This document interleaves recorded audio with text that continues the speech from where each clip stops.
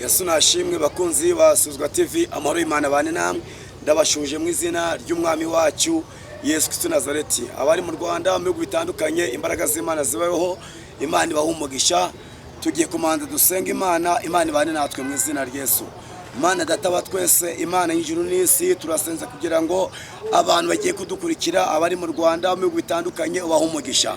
Uwiteka utangirane natwe, usozanye natwe mu izina rya Yesu. Amen.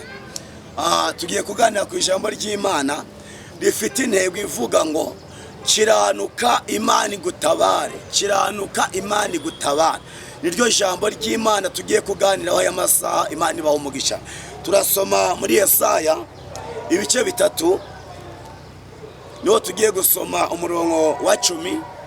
Aravuga ngo muvuge yuko abakiranutsi bazagubwa neza, kuko bazatungwa n'imirimo y'amaboko yabo. Tuvuge ngo amen.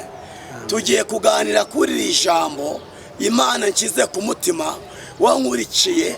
Imana iragusaba gukiranuka aho uri hose, mu kazi kawe ka buri munsi, ibyo ukora byose bya buri munsi, mu bana bawe, ku mugore wawe, ku bana bawe, mu kazi kawe, mu rugo rwawe, waba utwara imodoka, waba ucuruza.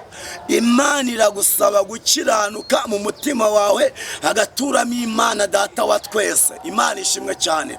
Akenshi turimo turasenga Imana, tubwiriza abantu badukurikiye, tubabwira ngo nta yindi gahunda watabarirwamo atari Imana igutabaye. Ibyo wakora byose Imana itagushigikiye ntacyo byatanga. Ndatanga urugero rumwe. Yobu yarakiranutse, amaze gukiranuka abona Imana imutabara. Yobu yakiranutse ku gato no ku kanini. Yakiranutse ari umukire, akiranuka mu kigeragezo, arisobanura mu kigeragezo, arimenya mu kigeragezo. Imana ibana nawe. Bivuze ngo mu yandi magambo, ntabwo umukiranutsi azanyeganyezwa. Niko ijambo ry'Imana rivuga. Bivuga ngo nimba Imana yarakuremye igushakamo umumaro, nimba Imana yaraguhaye akazi gakiranukemo, ntukoreremo ibyaha. Wowe nkurikiye unyumva, Imana yaguhaye umubiri, ntukore ibyaha ngo wirwanirire. Ijambo ry'Imana riravuze ngo dukiranuka, ngo muvuge yuko abakiranutsi bazagubwa neza, kuko bazatungwa n'imirimo y'amaboko yabo. Bivuze ngo Imana itanze gukiranuka, ubuzima bwawe burahinduka. Iyo ukiranutse ubona icyo uyisaba. Niyo mpamvu ku buzima bwawe, wowe nkurikiye uri mu Rwanda, wowe nkurikiye uri mu bihugu bitandukanye, Imana iragusaba gukiranuka. Abakiranutsi bazatungwa n'imirimo y'amaboko yabo. Ntabwo bazabesha ngo barye, ntabwo bazabesha ngo bambare. Imana ishimwe cyane. Nabonye Imana ishigikira umuntu mu bikorwa akora. Bivuze ngo mu yandi magambo, iyo yaguhaye amaboko ikaguha ubwenge, ugomba gukoresha ayo maboko, ugatekereza n'ubwenge Imana yaguhaye kugira ngo ukore akazi kazagutunga. Ntabwo ugomba kubesha, ntugomba gusambana, ntugomba kugira ubundi bugome. Haleluya. Imana isaba abantu gukiranuka, nta kindi Imana igusaba. Wowe ugenda, wowe nkurikiye, wowe ufite imodoka, wowe ufite amafaranga, wowe ufite amazu menshi, Imana iragusaba gukiranuka. Jambo ry'Imana ryarambwiye ngo nta mahoro y'umunyabyaha, ngo niko Uwiteka avuga. Urabikora nka kwihorera, ukibwira ko mahangwe ntawe, ariko umunsi umwe zabishyira ku mugaragaro uko bidesanse minima, uko bikurikirana. Imana ishimwe cyane. Ndagutangariza yuko ubuzima bwawe ukeneye Imana, akazi kawe ukeneye Imana, urugo rwawe rukeneye Imana, ubuzima bwawe bwa buri munsi ugomba gutunga Imana muri mutima wawe.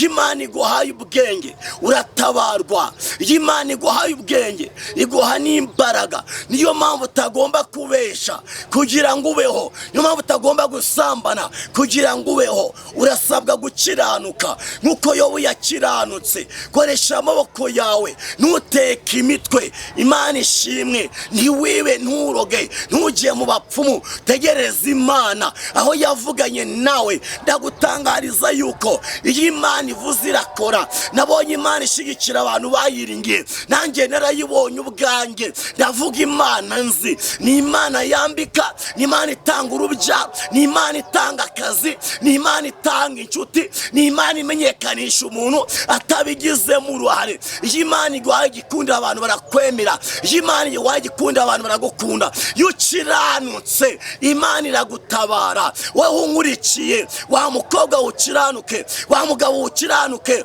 wa musore ukiranuke. Imana ibampera imbaraga zo kurekura ibyaha. Abantu bagiye kwicwa n'ibyaha, abantu barimo bariba, bandi barimo baragambana, aho nta Mana ibayo. Ijambo ry'Imana riravuze ngo uzakiranuke ku buzima bwawe, utungwe n'imirimo y'amaboko yawe. Ntabwo bakubwiye ngo utungwe no gusambana. Ntabwo Imana yavuze ngo utinya ubeshere kuri telefone, cyangwa ubeshe bagenzi bawe, cyangwa ugambanire bagenzi bawe. Aho nta Mana iriyo. Niwirwanirira mu kazi bazakagukuramo, niwirwanira mu rugo rwawe ukabesha ugasambana, ntabwo uzarumaramo kabiri. Bivuze ngo kiranuka nkuko Yobu yakiranutse, tungwe n'imirimo y'amaboko yawe. Nta kindi Imana igusaba. Kandi ijambo ry'Imana iyo rimanutse ku buzima bwawe, uzajya umenya ko ari Imana imanutse. Iki gitabo ntabwo ari twe twacyanditse, ni Uwiteka Imana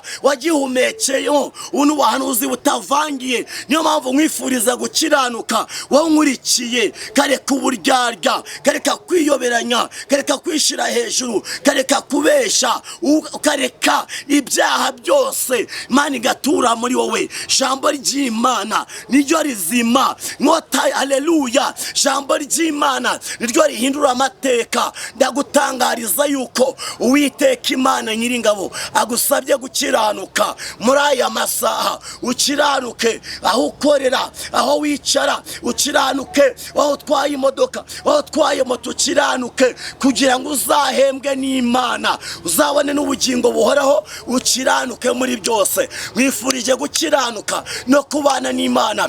Kuri Isubizwa TV ndakwifuza gukiranuka, wumvira ijambo. Wowe udukurikira, wumva Imana ukuntu ivuganye nawe. Kiranuka izi gutabare. Urambwira ibiki? Ko nabonye Yobu yatabawe no gukiranuka. Hari amagambo. Imana ishimwe yuko ikuraho amagambo igatanga ijambo ku muntu yavuganye nawe. Ndakwifuriza gukiranuka rero. Wakira imbaraga zo gukiranuka, wowe nkurikiye mu izina rya Yesu. Amahoro y'Imana abane nawe kuri Isubizwa TV. Urakoze rero wankurikiye, uri mu Rwanda, mu bihugu bitandukanye. Imana iguha umugisha, ugire gukiranuka no kumva ijambo ry'Imana rizagufasha mu minsi izaza, kuko ari Uwiteka Imana ushoboye ibyawe byose. Imana iguha umugisha rero. Amazina yo murayazi, ni Nsengiyumva Jean Claude. Ndi mu Rwanda ahantu bita kuri ADPR mu Rugano niho nsengera. Imana iguha umugisha. Ukeneye gusengerwa waduhamagara, nta kibazo twagusengera. Watwandikira nabyo nta kibazo. Imana iguha umugisha rero. Tugiye gusenga Imana iguhe gukiranuka. Mana Data wa twese, Mana nyir'ijuru n'isi, turagushimiye kuri iri jambo. Abantu bawe bagubwe neza kuri iri jambo, bahe gukiranuka ku gato no ku kanini. Uzaba iherezo ryiza mu byo bakora byose. Baha imbaraga zo kurekura ibyaha byabananiye, kandi bahe gukiranuka kuko uri Imana ibishoboye. Ndagushimiye ko utanze imbaraga zo gukiranuka ku buzima bwa buri munsi mu izina rya Yesu. Amen, amen, amen, amen.